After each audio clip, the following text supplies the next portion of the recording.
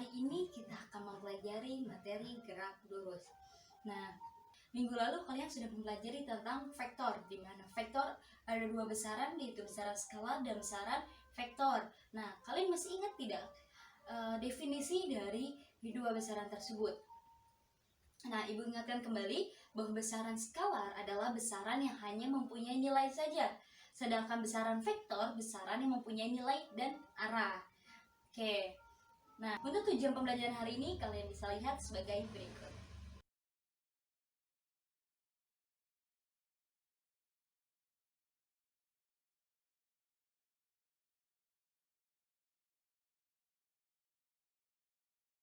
Sebelum kita mempelajari materi pada pertemuan hari ini, Ibu sudah menyiapkan sebuah video fenomena gerak lurus pada kehidupan sehari-hari. Silakan kalian lihat dan perhatikan ilustrasi berikut ya. Budi berangkat dari rumah ke kantor menggunakan mobil. Apakah Budi dikatakan bergerak? Nah, coba amati gambar berikut ini. Kita akan mengetahui definisi gerak tersebut. Merupakan perubahan posisi terhadap titik acuan.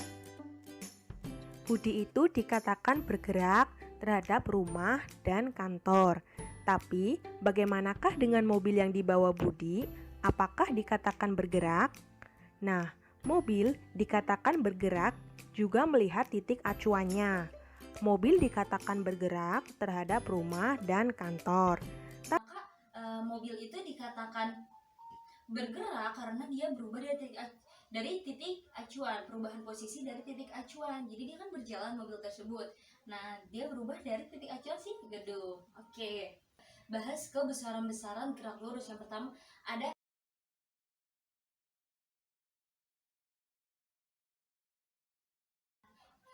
jarak merupakan total lintasan yang ditempuh suatu benda. Sedangkan perpindahan merupakan jumlah lintasan yang ditempuh suatu benda dari kedudukan awal hingga kedudukan akhir. Nah, contoh soalnya bisa kalian sebagai berikut.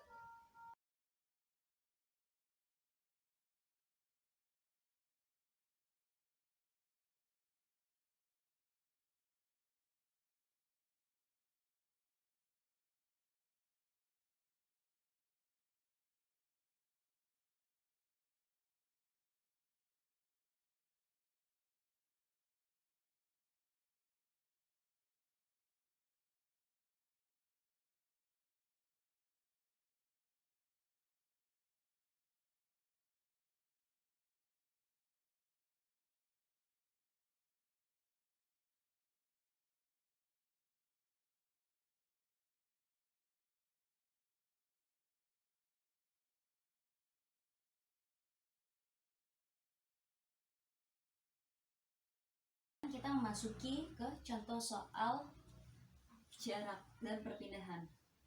Yang pertama tadi diketahui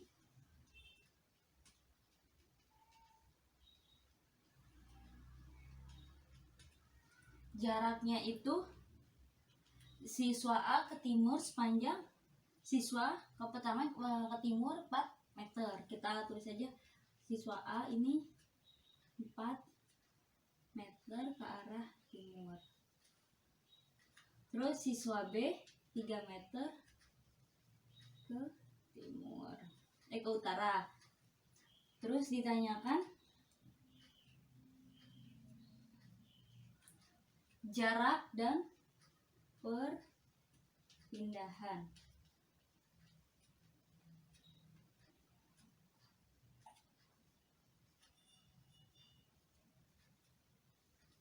Oke, maka kita jawab, kita bahas.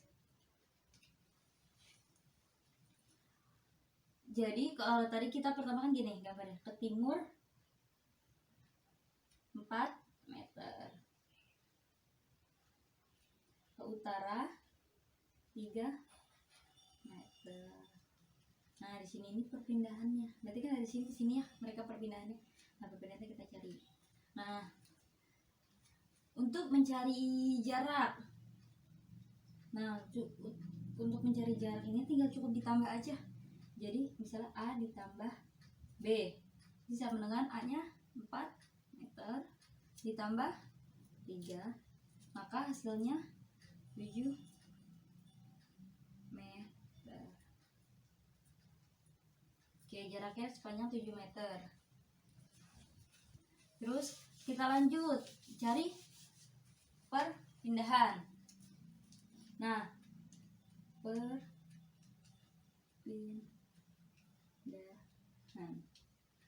Nah, untuk mencari nilai perpindahan itu kita bisa menggunakan rumus Pitagoras. Rumus Pitagoras akar A kuadrat ditambah B kuadrat sama dengan A-nya berapa kita masukkan? 4 meter. Berarti 4 meter kuadrat ditambah 3 meter kuadrat. Maka akar 4 pangkat 2 16 ditambah 3 pangkat 2 9 sama dengan akar 25. Akar 25 itu 5 meter. Maka perpindahannya sepanjang 5 meter.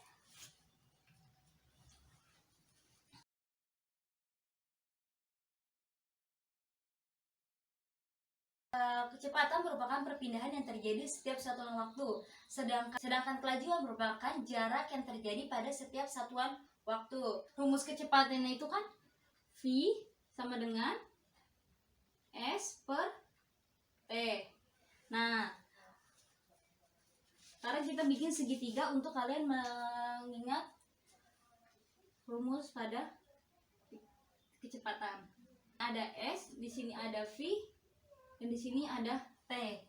Nah, kalian kalau ingin mencari jarak, kalian tinggal tutup S-nya, maka S sama dengan V dikali T. S sama dengan V kali T. Terus kalau kalian ingin mencari kecepatan, maka kecepatan kita tutup, maka S per T. Kalau kalian ingin mencari waktu tinggal tutup, maka sisa S per V. Nah, seperti ini. Jadi kalian lebih mudah mengingatnya. Contoh soal kecepatan sebagai berikut.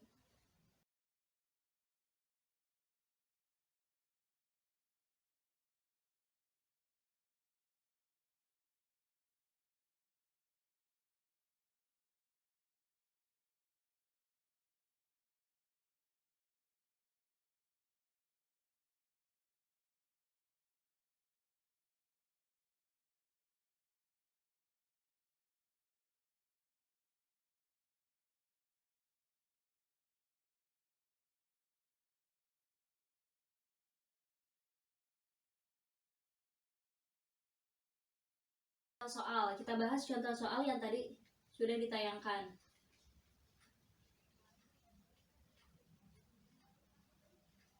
Kecepatan itu diketahui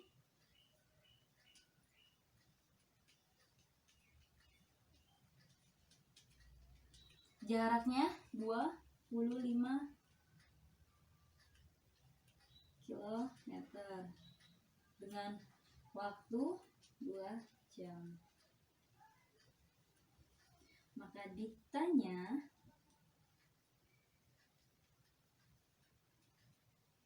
itu kecepatannya.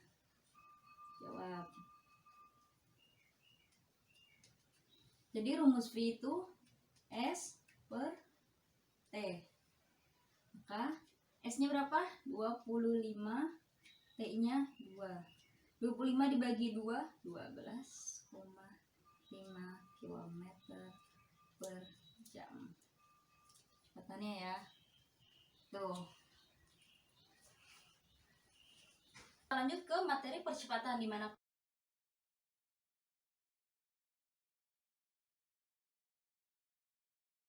merupakan perubahan kecepatan pada setiap satuan waktu. Jadi ketika kecepatan itu berubah-ubah menjadi lebih cepat, maka disebut percepatan. Sedangkan jika kecepatan berubah-ubah menjadi semakin lambat, maka disebut perlambatan.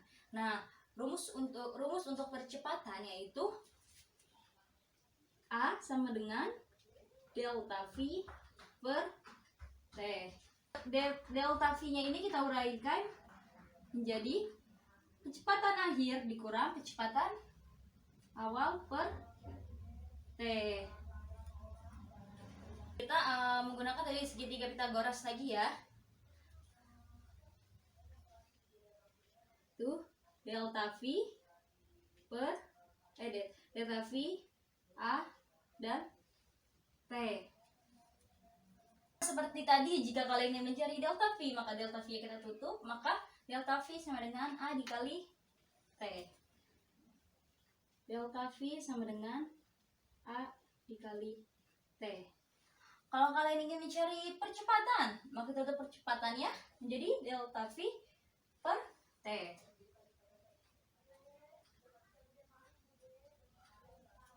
Kalau kita ingin mencari waktu, maka delta V per A.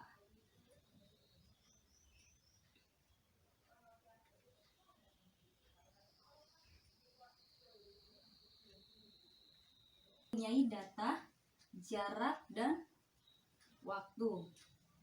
Di sini ada naik. Nah, di sini S, di sini T, di sini V. Nanti V-nya kita cari. Untuk jaraknya misalkan 2 0. Jaraknya kita misalkan 0 2 4 0 8 15. Waktunya 0 1 2 3. Nah, tadi kan untuk mencari kecepatan itu rumusnya S per T, S bagi T. Maka kita langsung 0 bagi 0, 0. 2 bagi 1, 2. 8 bagi 2, 4. 15 bagi 3. Nah, setelah ini data ini akan kita ubah menjadi grafik. Nah, di sini ada grafik jarak terhadap waktu. Buat T, sini S. Jadi kita masuk 0 lah ya. Di sini kita masuknya 1 2 3. Terus jaraknya ada 0 2 8 15. 2. Ini kita teruskan aja misalnya 8, sini 15. Nah, langsung kita pasangkan. Di sini kan tadi 0 sama 0, 0 sama 0, jadi 0. 2 dengan 1, 8 dengan 2, 15 dengan 3.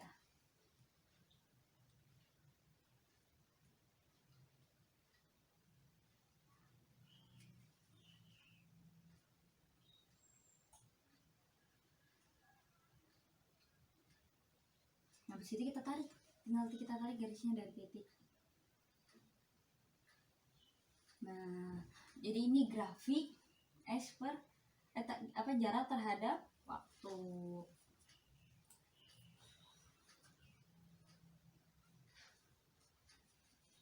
Kita lanjut ke grafik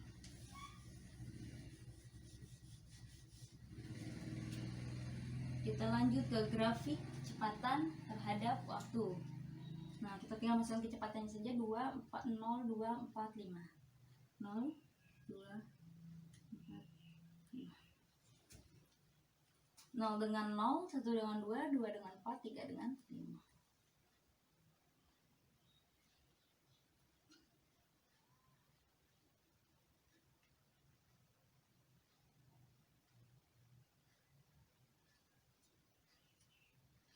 Tinggal kita tarik seperti tadi.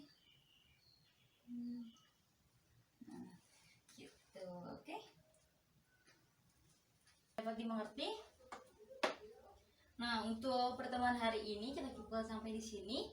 Untuk tugas, tugasnya sebagai berikut.